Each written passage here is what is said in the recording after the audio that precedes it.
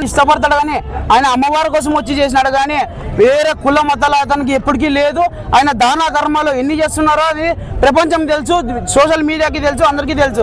ఆయన మీద లేని కేసులు అన్ని పెడితే ఆయన ఇబ్బంది వల్ల వస్తే మేము ఎవరికైనా సిద్ధమైనా కానీ మేము చెప్తున్నాం సార్.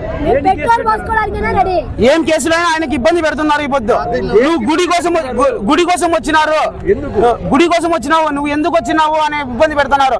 ఆయన దగ్గరికి ప్రజలు వెళ్ళి అమ్మ మా గుడి కాపాడమంటే ఆయన వచ్చినాడు. ఆయన ఊరికే ఏమీ రాలేదు, ఏమన్నా ఊరినే ఏమీ రాలేదు. ఆయనకి అడగండి, ఆయన దగ్గర వెళ్ళింటేనే ఆయన వచ్చినాడు. భక్తాదులు హిందూ బంధువుల కోరిక మేరకు వాళ్ళు రావడం, సహాయం చేయడం అంతవరకే జరిగింది. కానీ వాళ్ళని భయభ్రాంతులకు గురి చేస్తున్నారు. ఇది మంచి పద్ధతి కాదని మేము తెలియజేసుకుంటున్నాం. ఆయన దానికోసమే ఆయన ఇంతమంది బీదలకి పెళ్లిళ్ళు చేస్తున్నాడు, అన్ని చేస్తున్నాడు.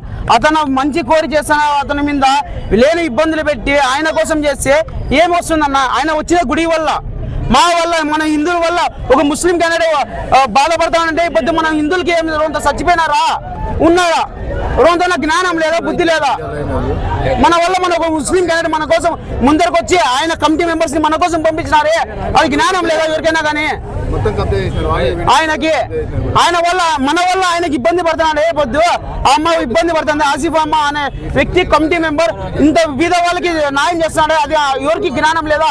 ఈ పొద్దు ఆసిఫ్ వచ్చినాడు, ఆసిఫ్ మంచులు వచ్చినాడు అని చెప్తున్నారే, అది ఎవరికి అది ఒకటే కనపడుతుందా మీకు? దానికైనా కానీ న్యాయం ఉండదు సార్. రొంతైనా కానీ అమ్మవారం కోసం వచ్చినాడు, వేరే డబ్బు కోసం ఇంకో కోసం ఆయన రాలే కదా. మీరంతా సమస్యగా మద్దతు ఇస్తారా? మేమంతా ఒకటిగా ఉన్నామనే పోరాడుతానేది. ఇప్పుడు మా గుడి కోసమే పోరాడుతానేది. ఏమన్నా గుడి కోసమే వచ్చింది, అమ్మవారి గుడి కోసమే. ఇక్కడున్న ప్రజలంతా గుడి పక్కన మేము దేని అడిగించేనా అతను వచ్చినాడు. అందరికీ నమస్కారము.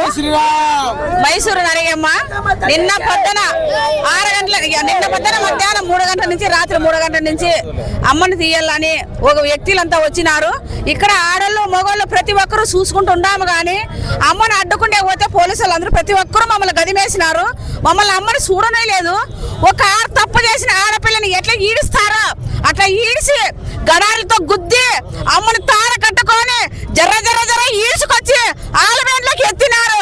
ఇందులో చూసుకుంటే ఉన్నాము, పనికి రానోళ్ళైనాము, చచ్చిపోయినాము. నిన్నేమేమో లేము, మేము ఎవరు బస్తానికి నాకు రాడలు కానీ మొగళ్ళు కానీ ఇక్కడ కళ్యాణం రోడ్లో ఉండాలి, లేము, చచ్చిపోయినాము. అమ్మని ఎత్తకపోయినారు, అక్కడ ఎత్తిపోయి పెట్టినారు. ఇక అమ్మగారికి మేము పోయి వాళ్ళ పేరేం పేరునా చిట్టి అమ్మ గాని ఆసిఫ్ అమ్మ గాని వాళ్ళ కాళ్ళ దగ్గరికి పోయి మేము అడుక్కున్నాము. ఆడపిల్లలు 20 మంది.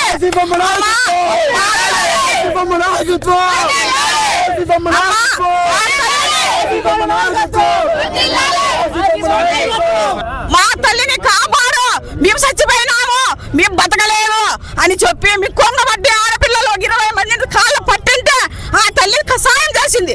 ఆ తల్లిని ఈ పొద్దు మేము అరెస్ట్ చేస్తామంటున్నారు.